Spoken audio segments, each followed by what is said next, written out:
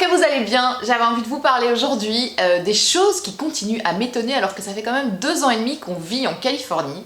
Je pensais à ce sujet ce matin alors que j'ai croisé une dame promener son chien en poussette. Alors oui, c'est vraiment quelque chose ici qui est tout à fait fréquent. Les chiens, ce sont des dieux. Vraiment, littéralement, c'est presque anormal de ne pas en avoir, donc nous n'en avons pas.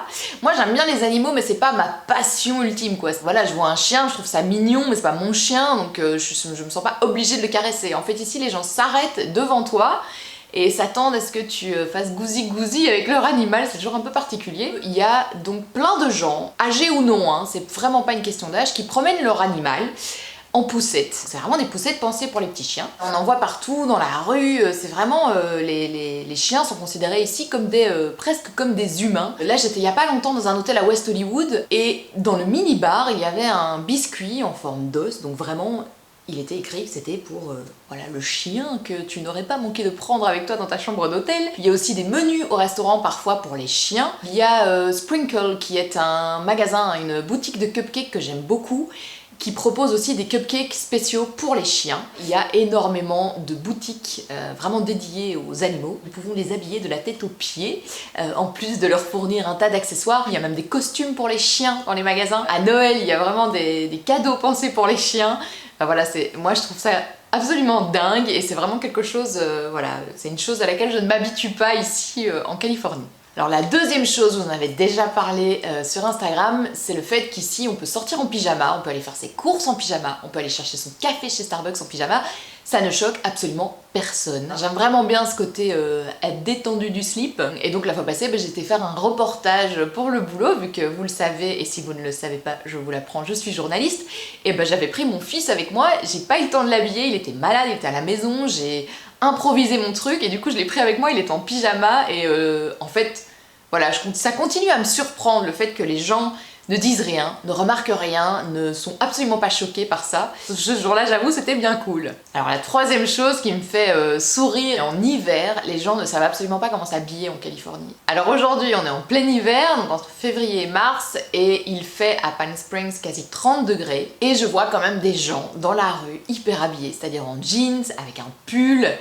J'irai pas jusqu'à dire qu'ils ont une écharpe, mais à Los Angeles ça arrive alors qu'il fait très beau. C'est toujours assez marrant ce mélange des gens, parce qu'à côté de ça il y a les gens comme nous. Dès qu'il y a un rayon de soleil, nous on n'en peut plus, donc on se déshabille quoi. J'irai pas jusqu'à dire que je me trimballe en maillot dans la rue. Je suis plutôt en t-shirt, en short, en tongs déjà. Je ne quitte plus mes tongs et pourtant on est voilà, en hiver encore. Je pense qu'en fait il y a vraiment cette volonté, malgré le fait qu'il n'y a pas vraiment de saison ici, il y a cette volonté de la part des habitants de vivre les saisons. Et donc voilà, ils ont trouvé, j'imagine ça comme astuce, c'est de s'habiller en fonction, même si voilà, on s'en fout de la météo, ils s'habillent parce que c'est l'hiver. Quatrième chose qui ne cesse de m'étonner, mais cette fois pas dans le bon sens, c'est le système médical. Le système de santé aux États-Unis, j'en ferai une vidéo parce qu'il y a énormément de choses à dire. J'ai dû consulter un médecin pour la première fois pour mon petit garçon, je n'ai jamais trouvé de médecin. J'ai été envoyée à l'urgent care, donc pas vraiment les urgences, vraiment une sorte d'hybride entre le médecin traditionnel et les urgences. Tu sais vraiment que c'est extrêmement cher, que si tu es riche, tu es bien soigné, que si tu es pauvre, pas de chance pour toi, et que personne ne va t'aider. Donc je vous avoue que ça, la santé ici et tout ce qui est vendu librement dans les magasins, ça ne cesse de me surprendre, d'autant que ce n'est pas spécialement vendu à la pharmacie. Ici, les médicaments se trouvent partout, donc il y a des rayons complets dans les supermarchés tout à fait traditionnels, là où on va faire nos courses. La cinquième chose, c'est l'odeur de cannabis qui flotte dans l'air. Alors ça, c'est très très surprenant. On avait eu un jour une discussion avec nos amis américains ici, qui nous avait dit que franchement, fumer des joints, c'était un truc de drogué, enfin c'était pas encore autorisé comme ça l'est aujourd'hui. Et donc du coup, vu que la loi n'était pas passée, les gens pensaient que c'était mal.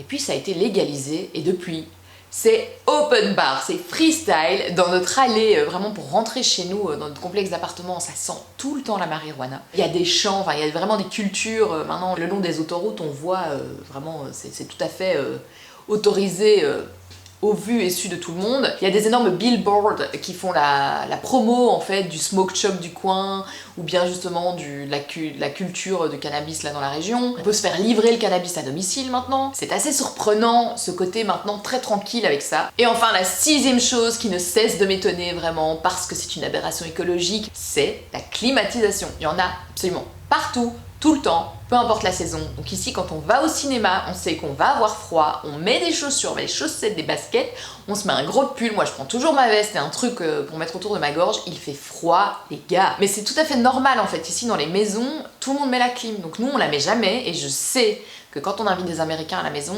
ils ont trop chaud chez nous. Je les vois tout de suite, ils ouvrent la fenêtre, ils demandent à ouvrir la porte pour faire courant d'air, alors qu'on a la clim. C'est juste que c'est pas dans un réflexe voilà, d'Européens. Nous, on préfère avoir un peu chaud. Et ici, dans les magasins, il y a vraiment un choc, une différence de température absolument dingue. À l'école, je sais jamais comment envoyer Ezra à l'école parce que je l'envoie en short, il fait 30 degrés, et puis en fait, à l'intérieur, ils mettent la clim à fond, donc il fait froid. Donc je lui mets son sweat, mais enfin voilà, il oublie de l'enlever, donc il a trop chaud dehors. Enfin, c'est vraiment un... La clim ici, c'est une religion, et c'est très très surprenant en fait quand on vient d'Europe. Voilà les 6 petites choses qui continuent à me surprendre après 2 ans et demi d'expatriation en Californie. Je sais pas si vous avez déjà visité le coin, et si oui, n'hésitez pas à me dire voilà, les choses qui vous ont surpris en commentaire. Comme d'habitude, n'hésitez pas à me liker, à me rejoindre ici, à vous abonner, à me rejoindre sur Instagram, SeeYouSun, à me rejoindre sur Facebook aussi, SeeYouSun également, et à me rejoindre sur le blog seeyousun.com. Je vous attends pour discuter de tout ça. Ciao!